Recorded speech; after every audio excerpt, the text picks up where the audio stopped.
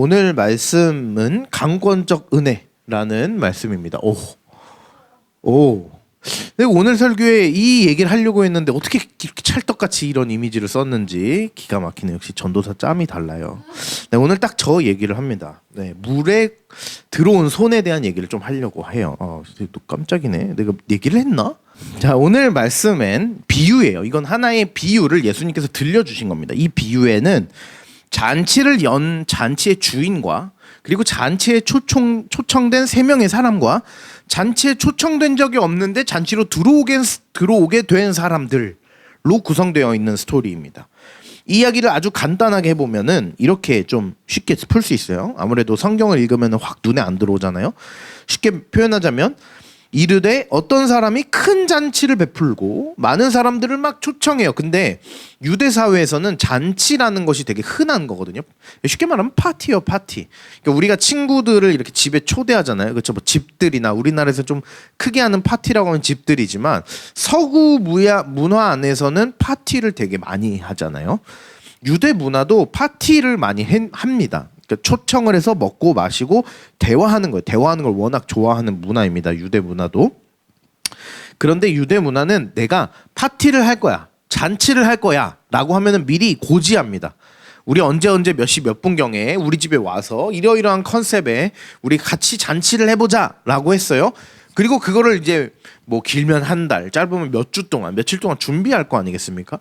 준비를 딱 하고 나서 이제 우리 준비 다 됐어, 내일 저녁 7시에 우리 집에서 모이자라고 한다면은 이제 그날 이제 제대로 된 초대를 한 번 더 하는 거예요. 그래서 2번의 초대에 대한 언급을 하게 되어 있대요. 이게 유대 문화라고 합니다. 생각해보면 그게 그렇게 특별할 것도 없는 게 우리나라도 그렇죠. 우리 언제 모일까? 우리 무슨 파티 할까? 한 다음에 그거 한참 준비하고 나서 이제 우리 나 다 준비 다 됐어. 뭐 집들이라고 하면 우리 집 청소 다 했어. 다 꾸몄어. 이 다음 주 수요일 날 모이자. 이렇게 2번 얘기한다는 거예요. 근데 문제는 그렇다면 이 초청된 3명의 사람들은 애초에 초대됐던 사람이라는 거예요. 그런데 이 사람들한테 이제 잔치 와라고 하니까 첫 번째 사람은 뭐라고 하냐면 모두 다 일치하여 사양하되 첫 번째 사람은 나는 밭을 샀는데 아무래도 나가봐야 될 것 같아서 이번 잔치엔 참여 못할 것 같습니다. 한 게 첫 번째 사람. 두 번째 사람은 뭐라냐면 나는 소 5결이를 샀음에 소 5결이를 테스트해봐야 돼서 이번 잔치엔 참여 못할 것 같습니다라고 해요. 소 5결이는 뭐냐면 소와 소 사이에 멍에라는 걸 매서 나무로 된 멍에라는 거를 장착해요. 그리고 딱 끈으로 묶어. 그러면은 소와 소 사이에다가 쟁기를 딱 꽂으면은 그 2마리가 전진해 나가면은 못 갈 땅이 없단 말이죠. 다 뒤집혀요, 땅이. 그렇게 하는 이 소 한 세트를 한 결이라 그럽니다. 그러면 5결이면 몇 마리예요? 10마리입니다. 10마리고 세 번째 사람은 나는 장가 들었으니, 장가 갔대요. 결혼했다는 거예요. 그래서 못 가겠대요. 자, 3명의 사람이 거절했습니다. 그러자 잔치의 주인이 서운하고 분노했어요. 아니, 오기로 해놓고 아니 내가 준비 다 했는데 얘네들이 날 거절하네? 너무 서운하고 화가 나서 종에게 말합니다. 야, 차라리 길가에 누워있는, 쓰러져 있는, 그냥 막 살고 있는 것 같은 그런 사람들을 막 초대해 라고 해서 그런 사람들이 어떤 사람들로 구성이 되어 있냐면 보면은 21절에 종이 돌아와 그대로 고하니 집주인이 노하여 그 종에게 이르되 빨리 시내 거리 골목으로 가서 가난한 자들, 몸 불편한 자들, 맹인들과 저는 자들을 데리고 오래요. 그 사람들을 초대하래. 그러니까 지금 이게 이 잔치에 초대된 자들은 정작 오지 않고 초대하지 않았던 사람들이 온 거예요. 근데 문제는 또 뭐냐면 자리가 또 남았대요. 그 다음 절에 보면 주님 그렇게 했는데 아직도 자리가 남았어요 라고 하자 예수님이 아니고 종이 뭐라고 하세요? 그러면 길과 산 울타리로 가서 사람들을 강권하여 데려다가 더 채우래요. 그리고 나서 24절에 내가 너희에게 말하노니 전에 청하였던 그 사람들, 원래 초대받던 그 사람들은 내 잔치의 맛을 보지 못할 거야 하면서 이 스토리가 끝납니다. 자, 그러면 이 비유는 무슨 얘기를 하고 싶은 걸까요? 예수님은 이 이야기를 왜 하셨을까요?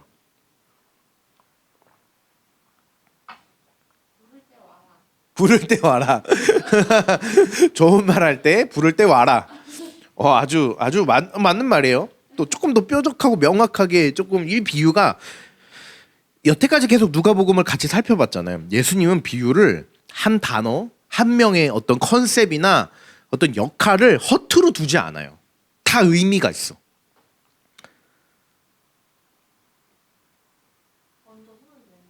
먼저 손을 내밀라고? 누구한테요?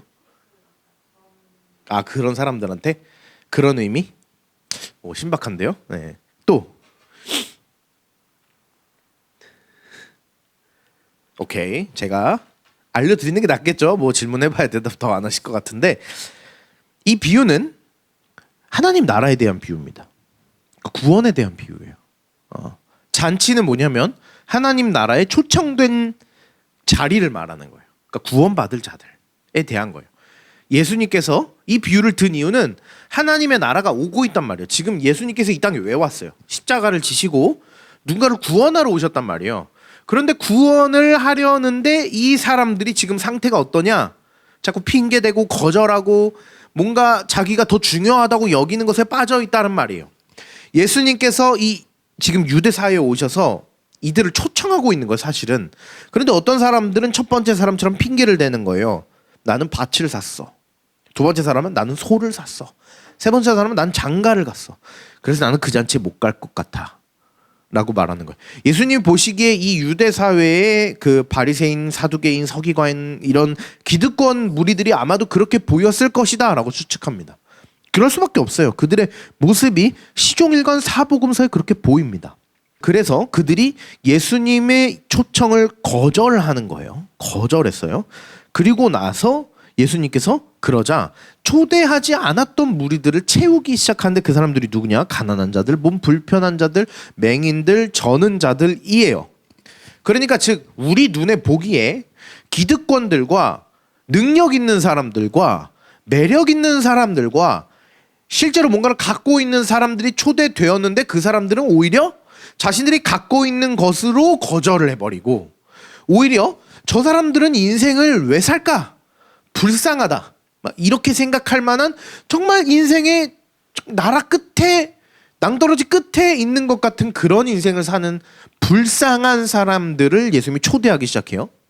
그럼 우리가 보기에는 저 사람들은 구원받을 만한, 그러니까 그분의 위대한 나라에 들어갈 만한 그런 구석이 없는, 그런 능력이 없는, 그런 어떤 명예나 어떤 사람들에게 보여질 수 있는 어떤 좋은 모습, 그런 게 하나도 없는 사람들을 초대하기 시작해요.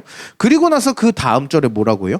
길가로 가거나 산 울타리로 가서 다른 사람들을 강권해서 데려다가 집을 채우래요. 오늘 설교 제목을 제가 강권적 은혜라고 했는데 강권하여 데꼬입니다. 강권은 뭐겠어요? 약간의 강제성이란 말이에요. 근데 산과 울타리로 나갔다는 거, 산 길 밖으로 나간 거예요. 이거 어떤 의미를 지니고 있냐면 이 비유는 다 하나하나 의미가 있는데, 그러니까 우리 안에서의 이 공동체 안에서의 그 우리 교회뿐만 아니라 그냥 우리가 살고 있는 이 세상 안에서의 저런 사람들까지 구원해 주시고 사랑해 주신다고 싶은 그런 사람들도 부르셨는데 그걸 넘어서서 아예 우리가 생각지도 못한 영역에 있는 사람들까지 데리고 오는 거예요. 유대 사람들에게 있어서 구원은 어디까지라고 생각했냐면 유대인들에게 구원은 유대인끼리만 있다고 생각했어요. 구원은 유대인만 받는 거다. 구원은 이방인에게 미치지 않을 것이다. 구원은 저 그리스 사람이나 로마 사람이나 저 페르시아 사람이나 저 옆 동네 뭐 밑에 동네에 있는 아프리카 사람들은 구원받지 않을 것이다 라고 생각했단 말이에요, 당시의 사람들은. 그런데 예수님께서는 길 밖에 저 산 울타리 너머에 있는 사람을 강권하여 데리고 오래요. 이 말은 예수님께서 엄청난 경고를 하시는 겁니다. 아마도 우리도 똑같을지 몰라요. 이 시대에 이 인류가 예수님의 초청에 똑같은 거절을 하고 있는 걸지도 몰라요. 예수님, 제가 집을 샀습니다. 그렇죠? 오늘 본문 보니까 뭘 샀대요? 밭을 샀대요. 이 사람은 노동가가 아니고 자산가입니다. 그러니까 예수님, 제가 집을 샀어요. 집을 좀 인테리어도 해야 되고요. 이 집에 신경 쓸 게 너무 많아서 그 초청에 응할 수 없습니다. 죄송합니다. 라고 하는 거예요. 소 5마리, 소 5결의를 산 사람은요, 보통 일반 농가가 소 1마리를 키운대요. 보통 유대 사회에 한 마리로도 충분하대요. 두 마리면은 꽤 큰 농사를 짓는 사람이에요. 근데 다섯 결이면 10마리면 대농을 하고 있는 사람입니다. 그러니까 나름 그 당시에 중견 기업을 소유하고 있는 농부인 거예요. 이 사람도 엄청난 어떤 자산가이죠. 소를 샀는데 이 정도 소를 살 수 있는 자산이 있는 거죠. 샀는데 어쩔 수 없이 내가 이거 좀 테스트를 해봐야 되니까 양해해 주십시오. 근데 생각해 보세요. 밭을 사도 소를 사도 장가를 가도 우선순위가 그게 아니어도 되잖아요. 우리가 생각해 보세요. 집을 샀어요. 차를 샀어요. 돈을 가지고 더 큰 사업을 벌렸어요. 창업을 했어요. 그럼 내 삶에서 가장 중요한 우선순위가 뭐가 돼요? 그게 돼요. 내 사업이 되고요. 내 일이 되고요. 내가 오늘 산 차가 되고요. 신차를 뽑았어. 그럼 이게 너무 사랑스럽고 집을 샀어. 서울 자가 아파트를 샀어. 그쵸? 84제곱 국민 평수를 샀어. 그러면 그게 너무 사랑스럽고 너무 좋아요. 그래도 그분의 초청에 응답할 수 있어요. 왜냐면 이거 잠깐 내려놓고 이거 지금 신경 쓰이는 일, 온 마음과 시선과 생각이 걸로 다 집중되어 있잖아요. 그래도 그거 잠깐 내려놓고 그분의 초청에 응답할 수 있어요. 장가를 간 사람도 나와 있어요. 오늘 본문은 정말 예수님께서 모든 걸 차단하시는 느낌이에요. 재물만이 아니야. 인간에게 있어서 가장 큰 우상 재물 아니? 하나 더 있어. 관계. 장가 갔대요. 가장 소중한 사람. 저는 사역하다 보면은 살다 보면은 가장 많이 핑계대는 거 이거 아니에요. 돈 아니야. 집 아니야. 차 아니야. 사업 아니에요. 관계로 핑계 많이 들어요. 제 지금 아내가, 제 남편이, 제 아이가 이럴 수 있거든요. 그건 너무 중요한 거예요. 가정이 제일 소중한 거 맞습니다. 왜냐면 성경의 가르침이에요. 그런데 그것보다 더 중요한 것은 무엇이냐? 내가 하나님과 어떤 관계를 맺고 있느냐예요. 내가 아무리 아웅다웅 아무리 좋은 가정을 꾸리고 정말 아름다운 결혼을 했다 하더라도 내 부부가 주 안에 하나 되어 있지 않으면은 그 우선순위 잘못됐다라는 것을 지적하는 거예요. 그러니까 예수님께서 이 비유에 굳이 장가간 사람까지 집어 넣으신 이유는 우리는 어쩌면 내가 재물 문제는 초월해도 관계 문제는 초월하지 못한 사람이 있기 때문이에요. 근데 실제로 그래요. MBTI가 유사 과학이지 않습니까? 일 중심적인 사람이 있고 관계 중심적인 사람이 있거든요. 우리가 일이든 관계든 무언가 하나가 우상이 되어버려서 하나님보다 그것이 더 중요해져 버리면은 정작 중요할 때 하나님께서 우리를 초청하실 때 그것을 거절하고 내가 더 집중하고 내가 더 사랑스러워하는 그것에 마음이 매료되어서 나중에 갈게요 하나님 해버린단 말이죠. 그러자 예수님께서는 기다리신 게 아니라 그래? 그러면 이 잔치의 빈자리는 다른 사람들로 채워나가기 시작할게 하면서 다른 사람들로 채워나가기 시작합니다. 보세요. 길에 있는 아픈 자들, 거지들, 소외된 자들, 눈이 먼 자들, 안 들리는 자들, 걸을 수 없는 자들, 쩔뚝거리는 자들이 호화스러운 잔치에 초대됐습니다. 그리고 심지어 유대인들이 상종하지도 않는 이방인들, 저 산 건너 물 건너 성 외곽으로 나가 사마리아인들을 초대하고 헬라인들을 초대해요. 이 사람들은 우리가 상종하지 않는 사람들이에요. 우리가 지금 뭐 어떤 인종차별을 하지 않지만 우리가 불과 20년 전, 30년 전에는 인종차별했어요. 막 흑인들 놀리고 그랬단 말이에요. 그런 시대라고 생각해 보세요. 흑인들을 초대하고 황인들을 초대하고 우리가 냄새나라고 생각하는 인종들을 막 초대하는 거예요. 그런 사람들과 아픈 자들과 소외된 자들이 같이 잔치를 열기 시작한 거예요. 그런 사람들은 예수님이 초대한 잔치를 어떻게 받아들일까요? 감사해요. 어떻게 우리 같은 놈들을 부르십니까? 감사합니다. 그러니까 하나님께서는 그런 자들을 구원하고 있는 자들은 구원하지 않겠다는 얘기가 아니에요. 구원은 이와 같다는 거예요. 구원에 응답해야 될 때 너희들의 마음의 우선순위가 어디가 있느냐는 거예요. 왜냐하면 이 가난한 자들과 소외된 자들과 이방인들과 차별받는 자들의 특징이 하나가 있어요. 이 사람들이 어렵고 힘들고 빈민하여 그게 너무 힘든 삶이기 때문에 구원하라는 뜻이 아니에요. 성경에 보면 이런 말씀이 있습니다. 되게 유명한 마태복음 5장의 3절에 이런 말씀이 있거든요. 심령이 가난한 자는 복이 있나니. 들어보셨나요? 이건 팔복의 첫 번째에 나오는 거예요. 심령이 가난한 자는 복이 있나니 천국이 그들의 것이며. 다시, 심령이 가난한 자들은 복이 있나니 천국은 그들의 것이요. 자, 이거를 진짜 그냥 심플하게 아주 쉽게 우리 말대로 풀어봅시다. 심령이 뭐예요? 마음이, 내 영혼과 마음이 가난한 자, 연약하고 가난하고 마음이 상했고 아프고 두렵고 불안하고 슬프고 우울한 자들에게 뭐라고 하시냐면 예수님께서 복이 있나니. 그렇게 되어야만 복이 있다는 뜻이 아닙니다. 그런 너희들에게 복이 있어. 아니 왜요? 제가 얼마나 마음이 힘들고 어렵고 괴로운데요. 왜 저희들에게 복이 있어요? 너희들에게 천국이 허락됐기 때문이야. 잘 생각해 보세요. 기독교가 왜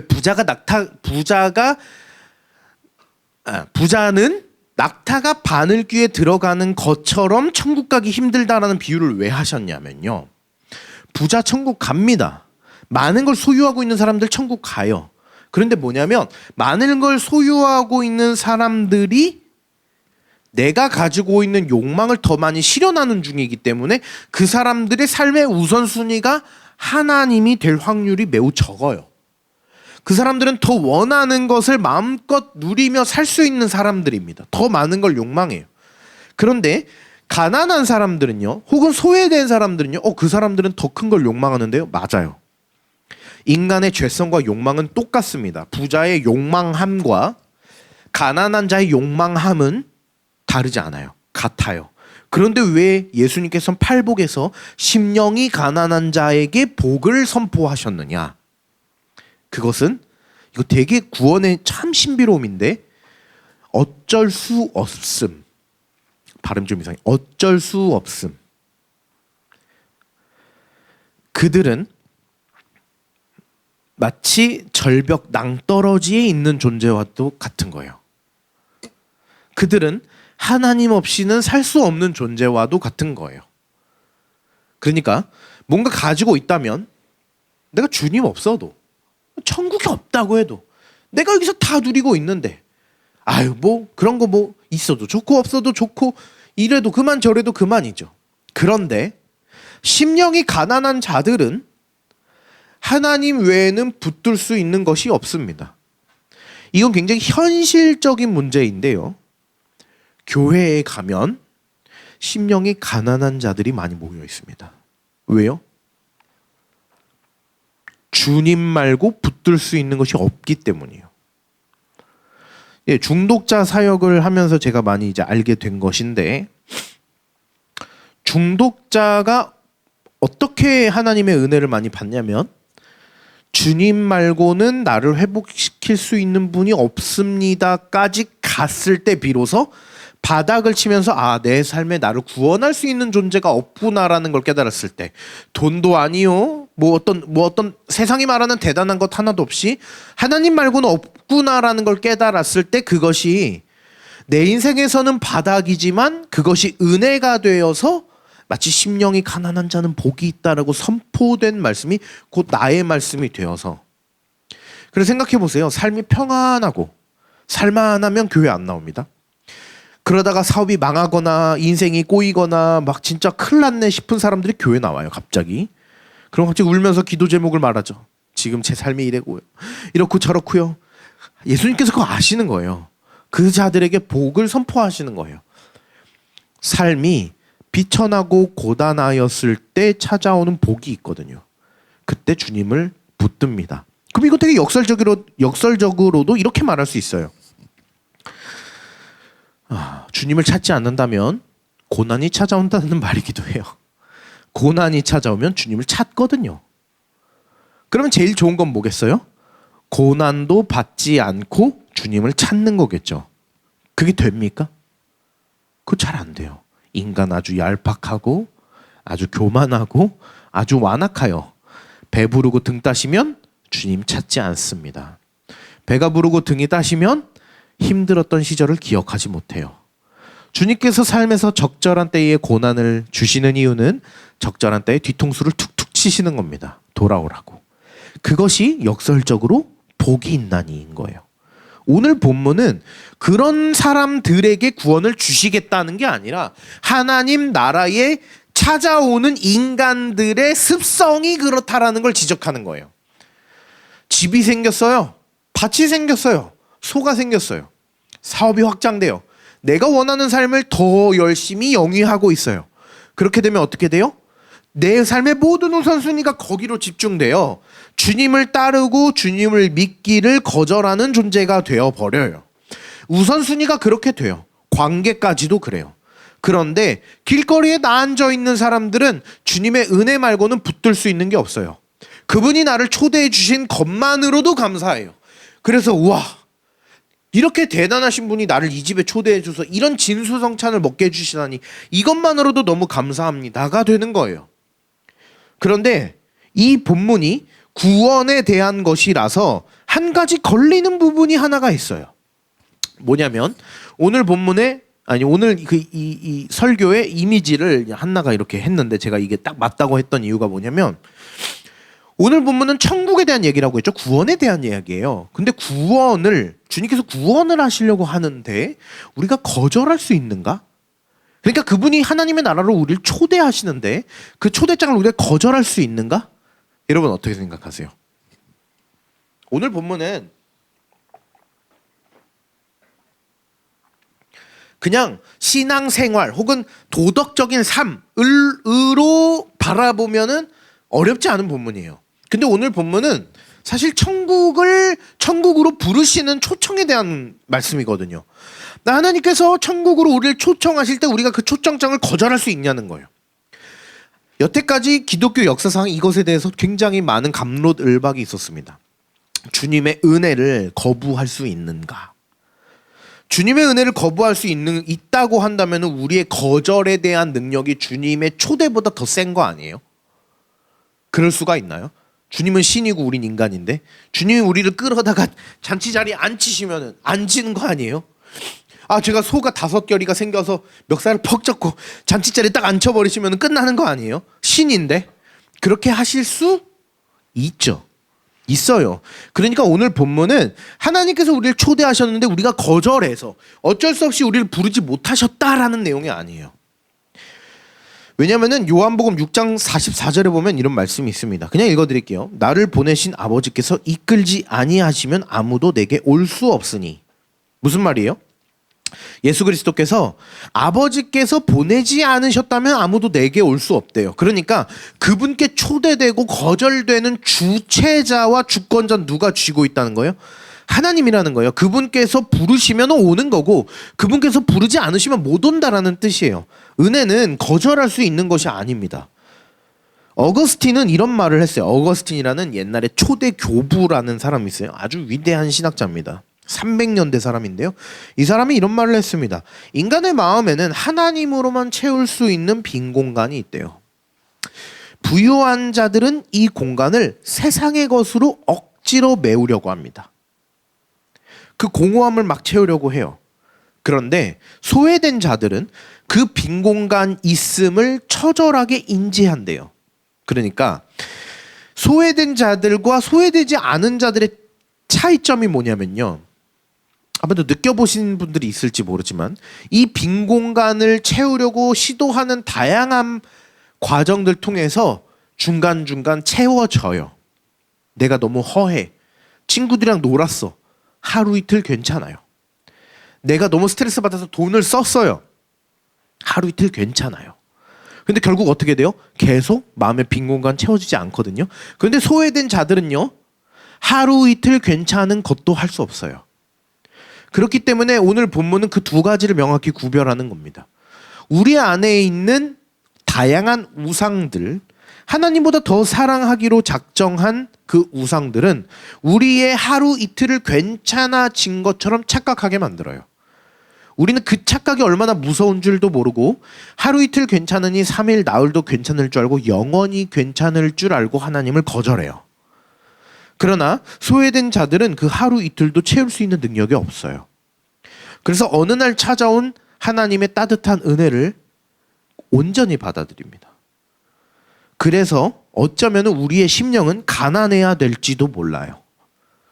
나에게 좋은 게 갑자기 생겼어요. 누가 갑자기 반포에 있는 아파트를 줬어요. 대박이죠. 얼마지 요즘에? 그럼 대박이죠. 근데 그걸로 내가 하루 이틀 3일 한 달 1년 10년 1000년 100년 1000년의 행복을 얻을 수 있다고 착각하는 것이 우리에게 정말 큰 우상이 될 수 있다는 거예요. 그건 그거고, 그건 그냥 내 삶이 윤택해진 거고, 그건 그거고, 내 마음의 공허함과 영원한 빈자리는 주님 외에는 채울 수 없다라는 것을 아는 것이 심령이 가난한 자들인 겁니다. 그렇기 때문에 여러분, 세상이 주는 수많은 윤택한 것들을 포기하지 마세요. 열심히 사세요. 돈도 버시고 하세요. 그런데 그것이 나의 영원한 안위가 되고 내 마음의 구멍을 채워줄 것이라고 생각하여 그것이 우상이 되어버리면, 그것은 마치 오늘 잔치에 초대된 자들 중에 하나님과 우상을 우선순위를 바꿔버려서 그 초대를 거절해버리는 교만을 저질러버릴 수 있단 말이에요. 하나님께서는 초대를 거절할 수 없는 인간들에게 마치 초대를 거절할 수 있는 것처럼 이 이야기를 비유로 드신 이유가 뭘까요? 이 이미지에서 나오는 비유를 한번 해볼게요. 이건 제가 되게 즐겨 사용하는 비유입니다. 인간이 타락하여 죄인이 되었죠. 그렇죠? 주님을 떠났어요. 그래서 우리는 어디에 살고 있는 거냐면 물 속에 살고 있는 거예요. 비유하자면 물에 빠져 있는 거예요. 저렇게 구해주세요 하고 있는 거예요. 허우적거리는 거예요. 인간은 물에서 얼마 정도 살 수 있을까요? 숨 몇 초 정도 참으세요, 물 속에서? 얼마나 해보셨어요? 해본 적 있으세요? 1분도 못 참아요. 저는 진짜 오래 참았던 게 1분 한 3, 40초? 그 다음은 어떻게 팍 하면서 나오죠? 이렇게 생각을 해봅시다. 주님을 떠난 우리는 마치 물에 빠진 존재와도 같은 거예요. 그런데 우리는 물에 빠져 있어요. 좀 있으면 1분 뒤면 죽어요. 익사해요. 그런데 이 1분이 우리 인생이에요. 1분은 짧아요, 길어요? 굉장히 짧아요. 우리 인생은 길어봐야 다들 한 100살 정도 살려나요? 90살 살려나요? 80살 살려나요? 80에서 100세까지 산다고 칩시다. 이 1분은 100년이에요. 우리 인생인 거예요. 우리는 물속에 빠져서 허우적거리며 죽을 수밖에 없는 인생으로 결정된 상태로 이 세상을 살아요. 주님을 만나지 않으면 어떻게 돼요? 익사해요. 1분이 100년으로 환산해서 생각해 보는 거예요. 그러면 우리는 이 물속에서 허우적거리며 죽는 줄도 모르고 이 물속이 좋다 하며 살아요. 구원은 내가 물에 빠져 있구나, 나 좀 있으면 익사하겠구나라는 걸 인식해서 하나님 살려주세요 하면서 물 밖으로 손을 막 내밀면서 나를 잡아달라고 했을 때 그분이 내 손을 딱 잡아서 건져 올리는 것이 구원일까요? 우리는 구원을 그렇게 생각해요. 마치 119 구급대원이 물에 빠진 사람을 이거 구명 튜브 던져가지고 그거를 잡아서 나오는 것처럼. 근데 제가 아까 말했죠. 죄인 된 인간은 하나님과 분리되어 자신이 물속에 빠져 있는 줄 몰라요. 이 1분 뒤면은 익사할 거라는 사실을 몰라요. 100년의 자기의 삶이 영원할 거라고 착각해요. 그래서 100년 동안의 이 자기의 인생이라는 그 1년 동안의 절 보세요. 1년 동안의 삶이 내 삶의 전체의 삶이 영원할 것이라고 착각해서 그 인생만에 집중하고 그 인생 안에서 우상을 만들고 그 인생 안에서 하나님 없이 살 것이라고 착각하여 그 물이 되게 좋은 곳인 줄 알아요. 허우적거릴까요? 아니에요. 나 그냥 여기서 살아야지. 여기서 이런 우상도 사랑하고 이런 우상도 사랑하면서 나 그냥 여기서 살아야지. 구해주세요 하지 않아요. 지가 물속에 있는지 몰라요. 좀 있으면 익사할 걸 몰라요. 구원은요, 구해달라고 손 뻗은 자들에게 하나님께서 내려오셔서 손 뻗은 자들을 잡고 건지시는 게 구원이 아니에요. 그분께서 하늘에서 물로 딱 오셨는데 이 물에 구해주세요 하면서 손을 내미는 사람들이 있어. 10명 빠져있는데 3명이 손 내밀어. 그럼 걔네들만 구원하신다? 그거는 성경에 나온 얘기가 아닙니다. 성경이 말하는 죄는 뭐예요? 다 물에 빠져 있어요. 다 허우적거리고 있어요. 다 죽어가고 있어요. 한 명도 구해주세요 안 하고 있어요. 다 물속에서 그냥 이거 살고 있는 거예요. 주께서 오셔서 구원을 어떻게 하시는 겁니까? 걔가 물속에 죽어가고 있는 사실을 모르고 있는데도 불구하고 그분이 직접 물 속 안으로 들어가서, 물에 들어간 사람 구출할 때 어떻게 구출해야 돼요? 알고 계시나요? 네, 제압해 버려야 돼요. 안 그러면 발버둥을 쳐서 구하려고 들어간 사람도 같이 익사합니다. 그래서 뒤에서 제압해서 그게 거의 안바 걸듯이 이렇게 해서 아예 못 움직이게 하고 끌어내야 돼요. 저는 이게 구원인 것 같아요. 그분께서 친히 물 속으로 들어와요. 그게 누구예요? 예수예요. 그분이 우리 가운데 속으로 들어와서 허우적거리고 저 안 나갈래요 하는 놈을 먹살 잡고 데리고 올라가는 게 구원이에요. 저 안 나갈래요 라고 발버둥 치는 거예요. 오늘 본문은 누가 더 많이 발버둥 쳤는가 라고 했을 때 밭산 놈, 소산 놈, 장가간 놈, 더 안 나가겠다고 발버둥 치는 거예요. 이 물이 좋다고 난리를 치는 거예요. 이것이 여러분 우리에게 허락하신 하나님의 강권적인 은혜입니다. 굉장히 강제적인 거예요. 우리는 기본적으로 그분의 은혜를 거절하는 자들입니다.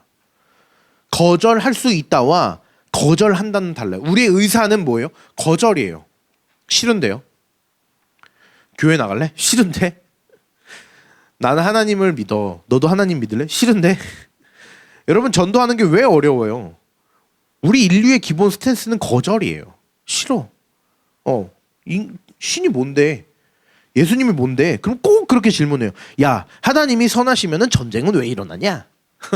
야, 하나님이 선하시면 내 삶을 왜 이렇게 피폐하고 가난하냐? 야, 나 좀 부자 좀 만들어줘. 그럼 나 믿을게. 나 좀 잘 살게 해줘. 그럼 믿을게. 그리고 나서 그 친구가 어떻게 돼서 교회 찾아와요? 사업이 망하고 삶이 다 꼬여서 주님 기도라도 해야겠다 하고 야 나도 교회 갈래 그러고 교회 와요. 참 신기한 거예요. 주님을 만날 때 주님께서 우리에게 부요함과 명예로움과 잘됨을 허락하셔서 우리 부르지 않아요. 그게 어쩌면은 더 큰 복일지도 모릅니다. 왜냐하면 우리의 삶은 고작이 100년밖에 안 되는 삶은 1분이라는 물속에서 익사할 수도 있는 삶과 다를 바가 없기 때문이에요. 우리가 잘 알고 있는 유명한 신학자 중에 팀 켈러 목사님이 이런 말씀을 했습니다. 죄를 단순히 나쁜 짓 하는 것이 아니라 하나님이 아닌 다른 것에 삶의 중심을 두는 우상 숭배가 죄다. 부유한 자들이 잔치를 거절한 이유는 잔치가 싫어서가 아니라 잔치보다 더 확실한 기쁨을 주는 우상을 이미 가졌기 때문이다. 그들에게 하나님은 자신의 소유를 지켜주는 도구일 뿐 삶의 궁극적인 목적이 되지 못한다. 뼈를 때리셨어요. 타락한 인간의 본성은 하나님을 거부하고 자신의 죄악된 성향을 합리화하는 겁니다. 그래서 우리는 팀 켈러가 말한 대로 이미 우리에게 더 확실한 기쁨을 주는 우상을 이미 가졌다고 생각하기 때문에 하나님을 즐거워하지 않는 겁니다. 그래서 가끔 내 도구와 내 우상을 지키기 위해서 신앙생활 열심히 하는 사람들이 간혹 있는데 그것은 팀 켈러가 지적한 대로 하나님은 우리의 소유를 지켜주는 도구일 뿐으로 전락시킨다는 거예요. 하나님, 제 사업 잘 되게 해주십시오. 제가 하는 삶이 잘 되게 해주세요. 그랬을 때 하나님이 잘 되게 하지 않아 버리면 마음이 상해서 교회를 떠나버리면 그것은 우리의 믿음이 하나님을 도구 삼았던 것이란 증거겠죠. 우리가 가져야 될 진정한 믿음은 뭐겠어요? 내가 지금 생각하는 것이 잘 안 돼도, 내가 너무 사랑하는 내 삶이 잘 이루어지지 않아도, 그래서 그래도 괜찮습니다 라고 말하는 신앙이어야겠죠. 사실 정말 쉽지 않습니다. 오늘 본문은 은혜의 강권성을 가르쳐주는 본문입니다. 은혜는 배려심 넘치고 따뜻한 것이지만 때로는 강압적이고 강제적입니다. 왜냐하면 우리의 기본 스탠스가 아까 뭐라 그랬죠? 거절이기 때문이에요. 거절하는 자들에게, 물에 빠져서 죽는지도 모르고 허우적거리는 자들에게 필요한 것은 뒤에서 멱살 잡고 끌어올리는 강권입니다. 그 강권의 은혜가 참으로 큰 은혜고 우리를 궁극적으로 살리는 은혜인 것입니다. 더 갖기 위해 하나님을 찾거나 수단화하는 종교적 탐욕에서 벗어납시다. 저는 여러분에게 더 가지지 말라라는 얘기를 하거나 부자나 더 소유하거나 더 잘되는 인생을 추구하지 말라라는 얘기가 아닙니다. 더 잘되고 더 추구할 수밖에 없는 자본사회에서 살고 있기 때문에 이는 어쩔 수가 없어요. 그런데 이 사회 속에서 이 처절한 현실 속에서 여러분이 더 잘되기 바라지만 그 잘됨이 여러분을 잡아먹어서 하나님과 잘됨 사이에 우상숭배 싸움에서 하나님을 밀어내버리고 더 잘되는 인생을 우상으로 택해서 결국에는 초대를 거절해버린, 어쩌면 그들이 거절한 것이 아니라 하나님이 그들을 거절해버리신 그런 세 명의 사람처럼 되지 않길 바랍니다. 오늘 말씀은 하나님께서 여러분을 향해 주신 경고의 말씀이라고 생각하시면 좋을 것 같아요. 오늘 본문도 사실 제가 소화하고 읽고 해석하는 과정 중에서 저도 참 많이 찔렸습니다. 목사라고 물질에서 자유롭습니까? 자유롭지 못해요. 저도 똑같은 존재거든요. 여러분들은 똑같이 나도 내 삶이 잘 되길 바라고 내 삶이 예전보다 더 낫길 바랍니다. 그런데 그것이 내 심령을 가난하게 하는 것이 아닌 내 심령이 더 부유해져서 주님과 멀어져 버리거나 내가 잘 돼서 주님과의 우선순위 싸움에서 주님을 그냥 포기해 버리거나 그래서 거절하는 게 당연해. 그냥 나 이렇게 사는 게 더 행복한 것 같아. 라고 오만한 착각을 해버리지 않기 위하여 저와 여러분이 조금 더 주님과 가까워지기 위해 주님께 기도와 여러분 스스로를 믿음 안에서 돌이켜보는 그런 한 주를 좀 보내셨으면 좋겠습니다. 우리 함께 기도하며 주님께 나아갑시다.